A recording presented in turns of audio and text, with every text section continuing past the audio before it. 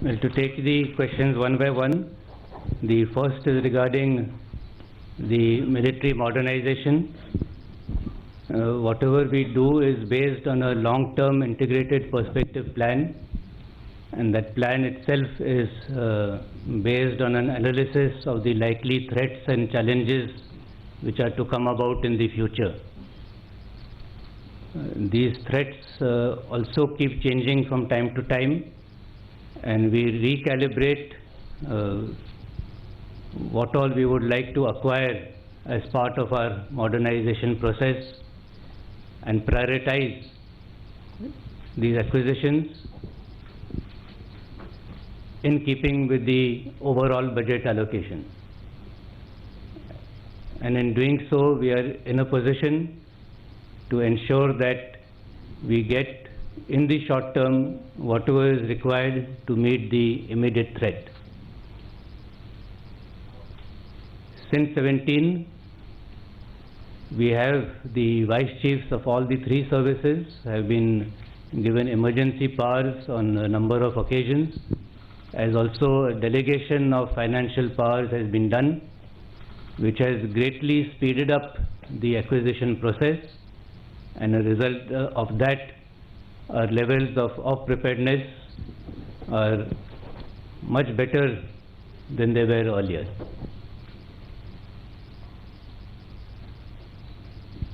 As far as the China border is concerned, we have to balance out our requirements and our deployments to cater from threats from both the west and for dealing with our northern frontiers. We are going in for a lot of capacity building, which includes creating roads to the forward areas, creating capacities in terms of habitat, storage for ammunition, moving some of our more advanced weapon systems towards the eastern side, and in doing so, in a way, balancing out so that we are able to meet a threat from any direction. And as a result of this rebalancing, we are now prepared for this challenge also. As far as my visit to Saichen is concerned, it was my wish to visit Saichen at the earliest, but twice it had to be put off due to inclement weather, but I'm fortunate that I was able to make it the third time. Saichen is very important to us. In fact, that is one area where one formation is looking after both the western and the northern fronts. And that is what makes it so strategically important.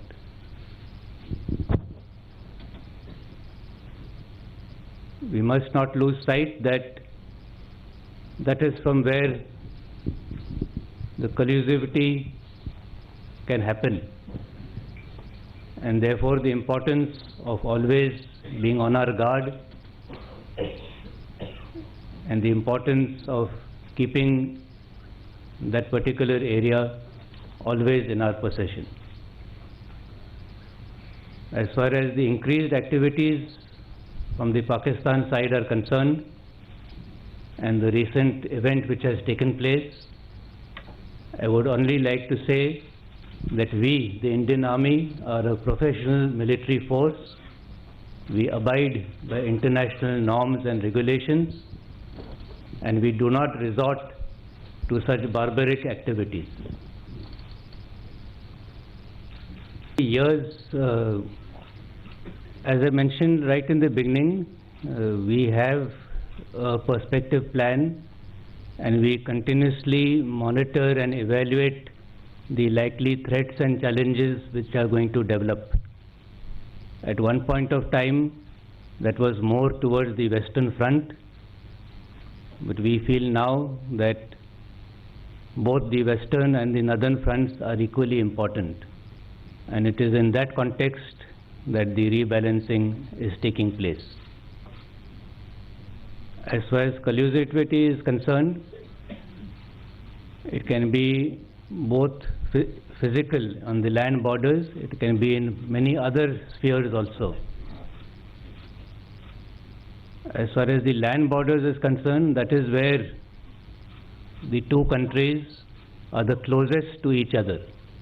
And that is why the threat of collusivity is maximum at that location, that is in the Sachin and the Sakshkam Valley. But collusivity, as I said, is not just the physical one, it can be in various other realms of in technology, of coming to each other's assistance in times of trouble, and so on and so forth.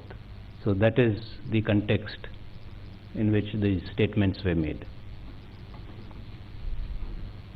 As far as restructuring is concerned, we are going forward with a number of initiatives.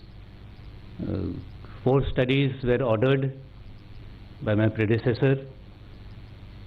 All of them are at various stages of either government approval or finalization in-house. One study was on the restructuring of the army headquarters itself to make it more efficient and to have a body for apex decision making. This has been submitted to the government and we are now only awaiting the formal approval.